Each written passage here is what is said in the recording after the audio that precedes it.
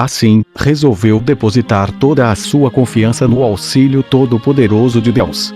Enviou a esposa e os filhos para um castelo muito bem defendido, recolheu toda a forragem que restava ainda nos campos e pôs-se à espera dos inimigos.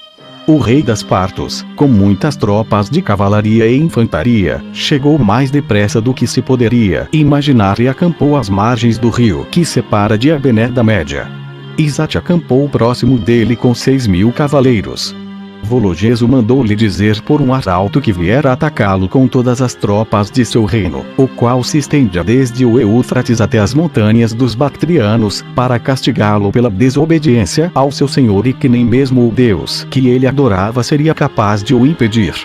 Isate, horrorizado diante de tão grande blasfêmia, respondeu que não duvidava de que possuía tropas muito inferiores às dos Partos. Todavia, estava ciente de que o poder de Deus era infinitamente maior que o de todos os homens juntos.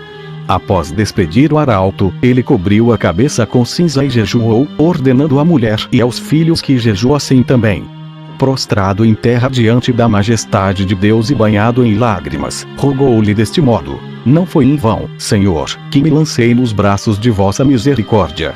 Eu vos reconheço como o único Senhor do universo. Vinde em meu auxílio, meu Deus, não somente para me defender de meus inimigos, como também para castigá-los pela sua ousadia e pelas horríveis blasfêmias que ousaram proferir contra o vosso supremo poder. Tão fervorosa oração acompanhada de lágrimas não ficou sem efeito.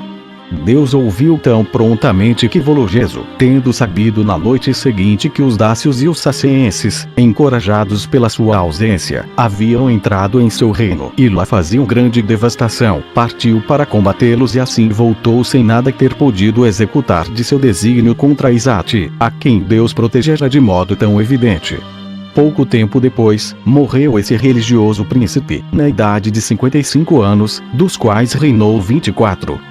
E, embora tivesse 4 filhos, deixou Monobaso, seu irmão mais velho, como sucessor, em gratidão pelo favor de lhe haver conservado o reino depois da morte de seu pai. Essa grande prova de gratidão muito consolou a rainha Helena em sua grande dor pela perda de tão caro e virtuoso filho. Ela sobreviveu a ele pouco tempo, morrendo quando vinha para encontrar-se com seu filho Monobaso, que enviou os ossos dela e os de Isate a Jerusalém, para serem colocados em 3 pirâmides que a princesa mandara construir a 3 estádios da cidade. Dos feitos de Monobaso, falaremos mais adiante. 838. Quando Fado era governador da Judéia, um mago de nome Teudas convenceu uma grande multidão de povo a tomar os próprios bens e a segui-lo até o Jordão, dizendo que era profeta e que deteria, com uma única palavra, o curso do rio e os faria passar a pé enxuto. Ele assim enganou muita gente.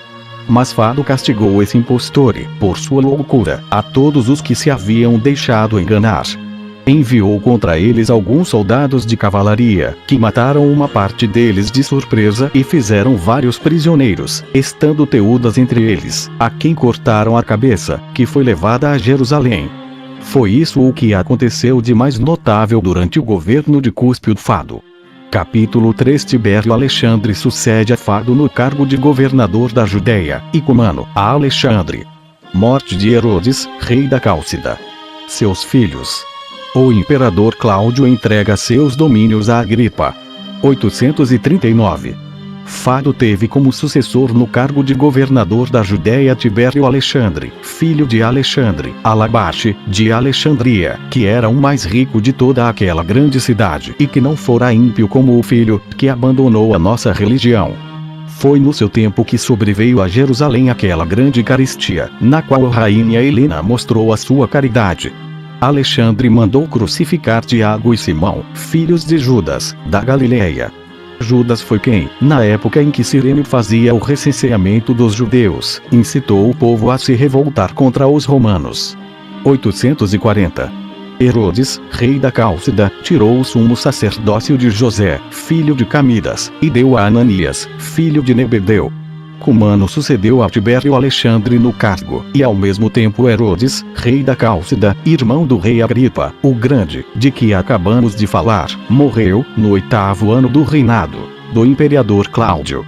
Ele deixou de sua primeira mulher um filho chamado Aristóbulo e de Berenice, sua outra mulher, filha do rei Agripa, seu irmão, 2 outros filhos, cujos nomes eram Berenice e Hircano.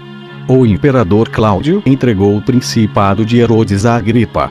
Durante a administração de Cumano, houve uma grande revolta em Jerusalém, que custou a vida a vários judeus, mas primeiro vou descrever as circunstâncias que levaram a ela. Capítulo 4. Horrível insolência de um soldado das tropas romanas causa em Jerusalém a morte de 20.000 judeus. Insolência de outro soldado. 841. Aproximava-se a festa da Páscoa, na qual os judeus só comem pão sem fermento, e uma grande multidão de povo acorria de todos os lados. Cumano, para impedir que houvesse alguma desordem, colocou uma companhia de soldados para montar guarda à porta do templo, como sempre fizeram os seus predecessores em semelhantes ocasiões. No 4º dia da festa, porém, um soldado teve a insolência de pôr a descoberto, diante de todos, o que o pudor e a educação obrigam a esconder.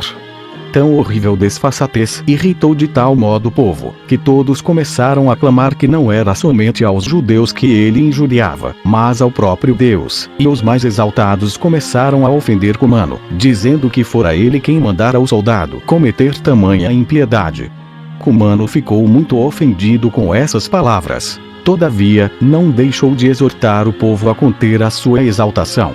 No entanto, percebendo que eles, em vez de obedecer, ainda lhe diziam mais injúrias, ordenou a todas as tropas que se dirigissem com armas à fortaleza Antônia, que, como já dissemos, ficava sobranceira ao templo.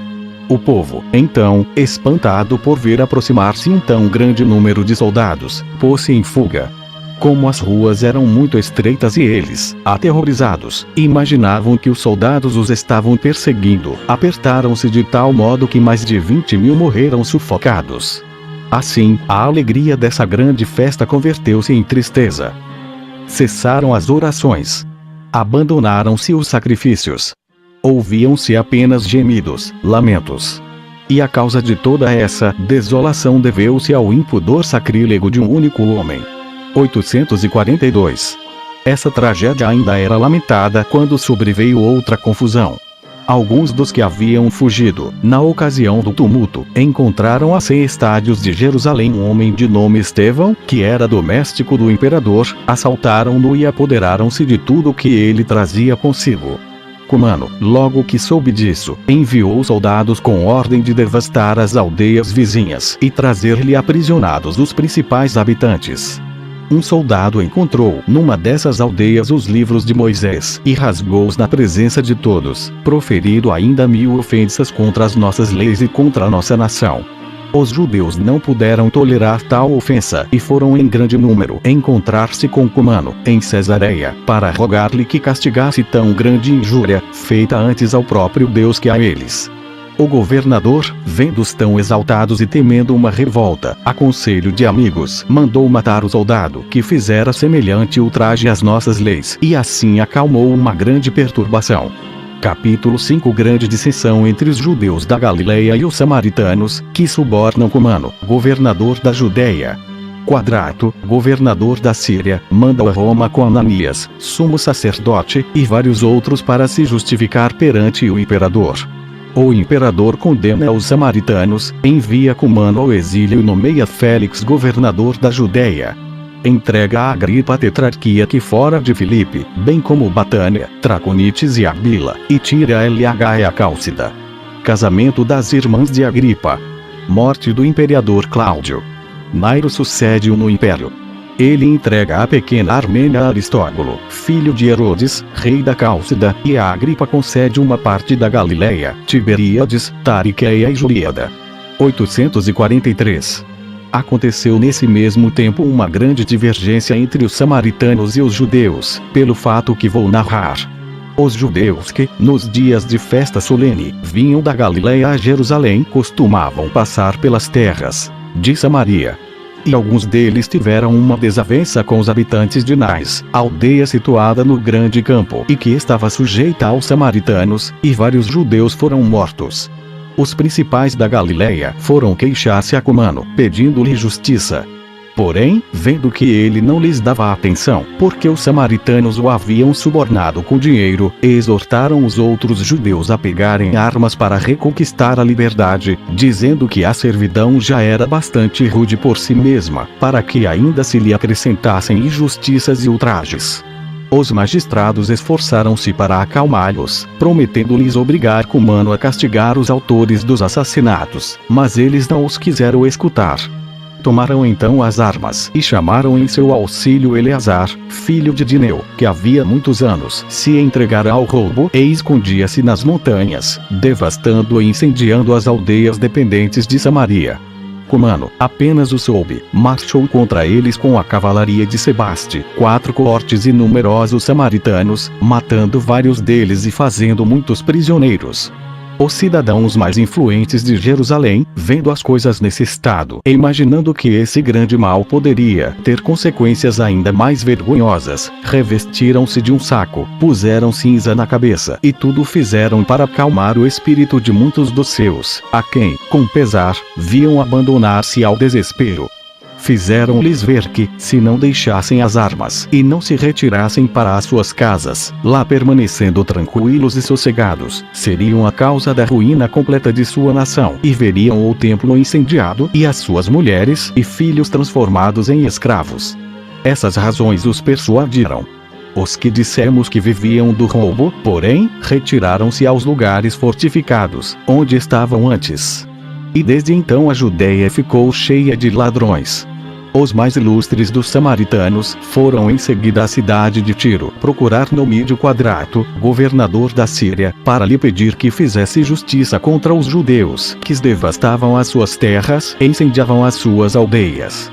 Disseram-lhe que, por maior que fosse o prejuízo que estivessem tomando, não lhes era isso tão penoso quanto o descaso que o povo fazia do poder dos romanos. E tocava somente a ele julgar as desordens que se sucediam nas províncias a ele sujeitas.